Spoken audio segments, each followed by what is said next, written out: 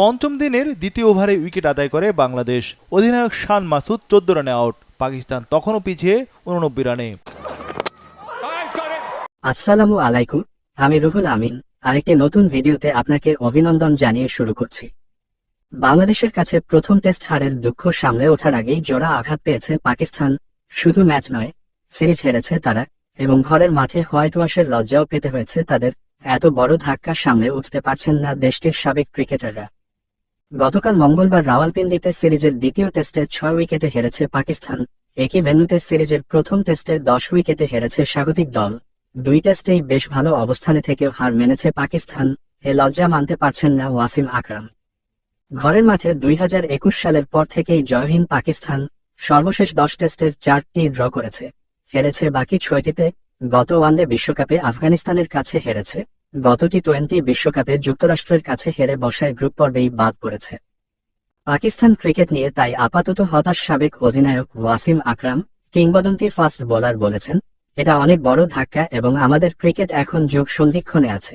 একজন সাবেক ক্রিকেটার ও অধিনায়ক হিসেবে এবং এই খেলা ভালোবাসে এমন একজন হিসেবে ওরা যেভাবে ভালো অবস্থা থেকেও হেরেছে তাতে লজ্জিত। আমি বুঝতেই পারছি না কিভাবে এটা সম্ভব। এমন হারে দেশের ক্রিকেট নিয়েই আকরামের মনে সন্দেহ জাগছে। আমরা ঘরের মাঠে নিয়মিত হারছি এবং এটা আমাদের ক্রিকেটের মান সম্পর্কে সব বলে দিচ্ছে। ঘরের বাইরে যে খুব একটা ভালো খেলছে তারা এমন না। বছরের শুরুতেই অস্ট্রেলিয়া সফরে হোয়াইট ওয়াশ হয়েছে তারা। সাবেক ব্যাটসম্যান বাশিত আলী পূর্বসূরিদের নিয়ে বেশ কড়া কথাই বলেছেন। মানুষ ক্রিকেট ঘৃণা করতে শুরু করেছে।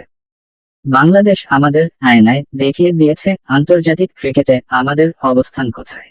বলা হয়, জয় পরাজয় খেলার অংশ, কিন্তু এটা ভয়ঙ্কর ধাক্কা। বর্তমান দলকে পাকিস্তান জাতীয় দল বলতেও রাজি নন। বাসিত পাকিস্তান দল হিসেবে খেলেনি, খেলোয়াড়দের বিচ্ছিন্ন মনে হয়েছে।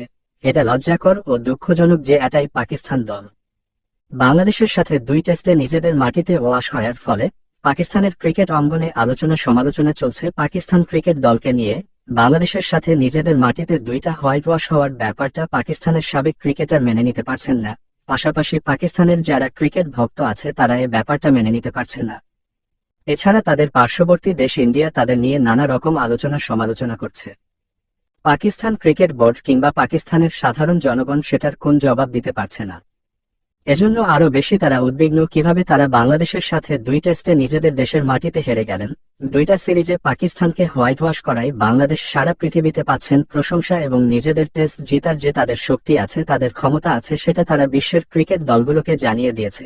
এখন থেকে বাংলাদেশের সাথে যে কোনো ক্রিকেট দেশগুলো তাদেরকে অবহেলা আর অবজ্ঞা করতে পারবে না, কারণ তারা পাকিস্তানের মতো দেশকে 2 টেস্টে হোয়াইট ওয়াশ করে ছিঁড়ে চেটে নিয়েছে। এ ব্যাপারে আপনাদের মতামত কি আমাদের কমেন্ট করে জানান।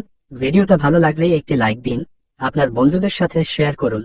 এরকম আরও ভিডিও পেতে চ্যানেলটিকে সাবস্ক্রাইবও করে বেল বাটনটি অন করে রাখুন। ভিডিও আপলোড করার সাথে সাথে আপনার মোবাইলে নোটিফিকেশন চলে যাবে। আজ এই পর্যন্ত, কথা হবে অন্য কোন ভিডিওতে। সকলকে আল্লাহ সুস্থ রাখুক এই কামনা করে আজকের ভিডিও শেষ করছি। আল্লাহ হাফেজ।